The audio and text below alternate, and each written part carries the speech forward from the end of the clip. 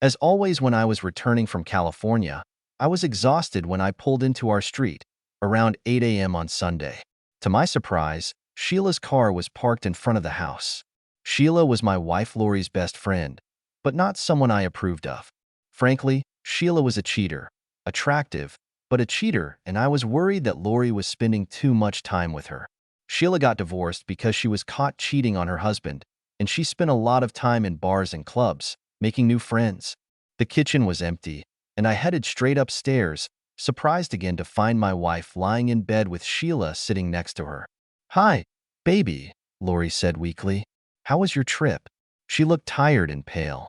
"Are you all right, honey?" I asked, going over to kiss her. "Don't get too close," she said, weakly raising her hand to ward me off. "I have some terrible flu or something, that's why Sheila is here."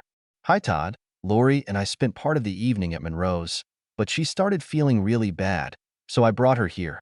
Then she seemed to have a fever and threw up a couple of times, so I just stayed to make sure she was okay until you got back.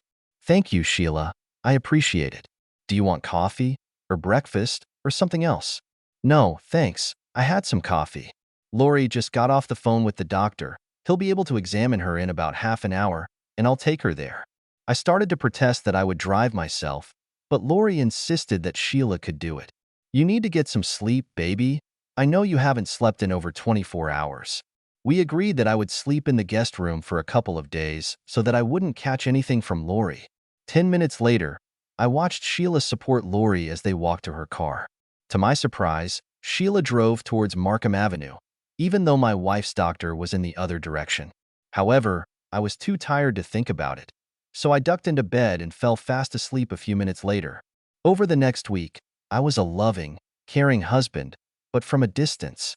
According to Lori, Dr. Simon said she probably has some kind of flu, nothing serious, but I should avoid any close contact for at least 5 days or so. So I called the clothing store where Lori worked and told her she would be gone for a few days. I cooked food for Lori and brought it to her on a tray. I cleaned the kitchen, I did the laundry, and I spent evenings with my wife, watching TV with her from a chair in the bedroom while she lay in bed.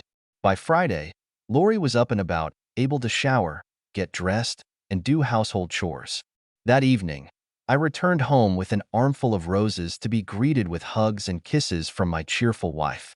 I wasted no time telling her what I wanted for dessert, but to my horror, she lowered her eyes and said, "I'm so sorry, darling, but my period only started this afternoon.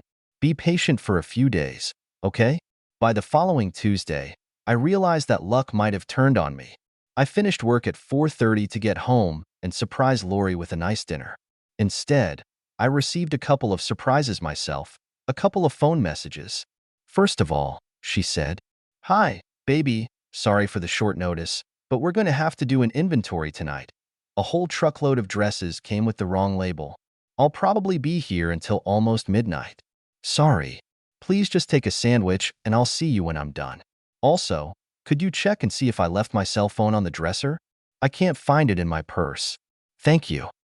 I love you." Damn, I thought. That's all my hopes for a little love. The second message was from the office of Lori's gynecologist, Dr. Mahoney. His secretary called to remind her of an appointment the next morning to remove the stitches. What the hell? I thought about calling Lori, but her cell phone was right in front of me on the kitchen table. I could have called the store's number, but I figured she was probably overwhelmed with work at the moment. However, I was going to ask her about it the first moment she crossed the threshold. "I'm not going to make love to you, Sheila. Please, Todd. I'm going to make you feel so good." God knows I was tempted, but I never cheated on Lori, and I never would have. Fidelity was important to both of us. We talked about it before we got married, and I knew I could trust her as much as she could trust me. I was angry. "Now get dressed. You get dressed and get the hell out of here." Ignoring Sheila's protests, I pushed her into the bathroom, then picked up her clothes and threw them after her. "If you're not dressed in 3 minutes, I'll take you out to your car completely naked." 5 minutes later, I watched Sheila drive away. Shaking my head, I trudged back upstairs to bed. I was almost fast asleep again when the lights suddenly came on and I heard Lori yelling at me. "Damn you. How could you, oh?" Her voice went from rage to utter confusion as I rolled over and jumped out of bed. "Lori, What the hell is going on? Why on earth are you yelling at me? Her face was bright red. She looked shocked and confused. Todd. I'm sorry. I thought you were, She never finished the sentence. I waited, and there was a long silence. Finally, I said, Darling, is there anything I should know about? She was sitting in an armchair, trying her best to look at me. Honey, this is, I waited a little longer. Well, some of the girls at work were saying crazy things, and it occurred to me that maybe you were cheating on me. She looked at me timidly, just to see how I took it. Calmly, I said, That's the biggest pile of shit I've ever heard, Lori. You know I would never do that to you. Why tonight? In our bed? I didn't even know until today that you would be here late tonight. What did you think? That I would run to the nearest bar and pick up someone? Have you lost your mind? She shook her head, apologizing over and over, but I didn't buy it. Finally, I said, all right. There's something going on here that you don't want to tell me about. I'll just find another place to stay until you're ready to tell me the truth. While she was crying and protesting, I put on some clothes, pulled a suitcase out of the closet and started packing. I had no plans other than to find a motel for a couple of days, but lately there have been enough surprises that I no longer want to play dumb hubby. As I headed for the front door, Lori sobbed. Wait, please, Todd. Okay, I'll do it. I'll tell you. I turned around and said, That's it, Lori, the whole truth, or I'm leaving. She nodded tearfully. We went into the kitchen and sat down at the table. I thought you would be tonight in bed with a woman, because then she started crying again.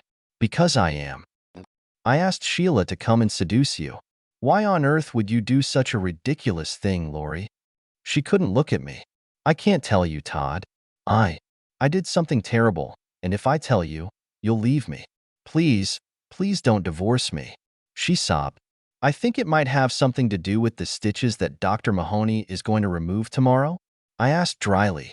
Lori stared at me in complete shock, and then burst into tears so convulsively that it took more than 10 minutes before she calmed down enough to speak again. All this was organized by Sheila, which is not surprising, who for several months urged Lori to relax, have some fun, go out with her somewhere in the evening when I was on one of my business trips. And on Saturday, Lori went with her to Monroe's, where they danced, drank, and bumped into a couple of good friends of Sheila's.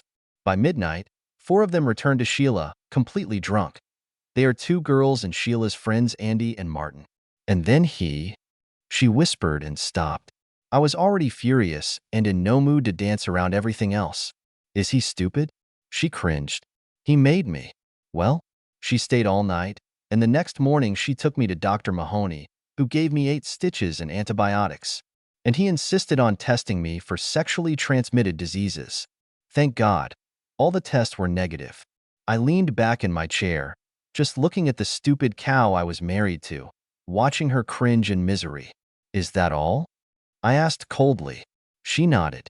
It was terrible. Todd, it was the worst experience of my life. I'm so sorry. She looked at me pleadingly. It was supposed to be just a little dancing and flirting. I really don't know how it happened. I slammed my fist on the table, making her jump. I thought for a moment. And that's why you framed Sheila to use me in our bed, I take it? So that when you catch me, you'll have a nice little prison release card for yourself? She nodded without looking up. I sat and thought, watching her cry.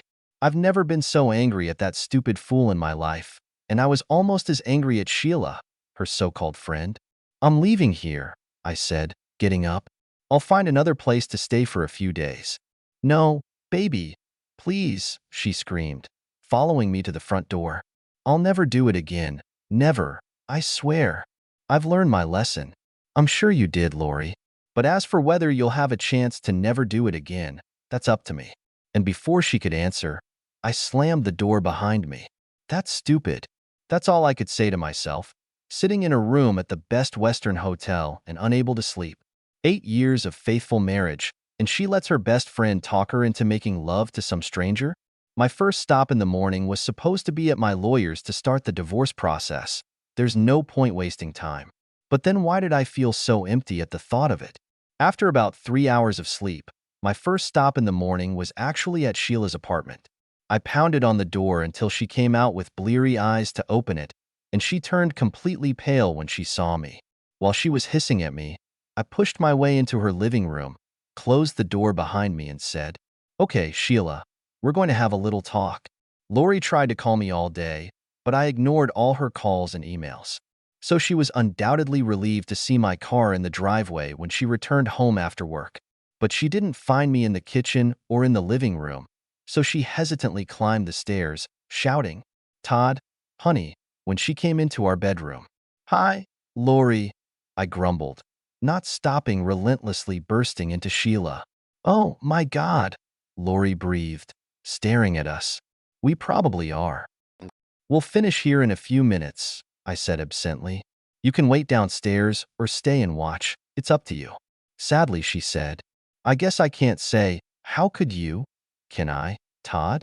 "No, Lori, you can't. You and Sheila were planning to get me to use her to get you off the hook, and I decided this was the perfect solution to our situation." "Sheila," Lori exclaimed. "I thought you were my friend."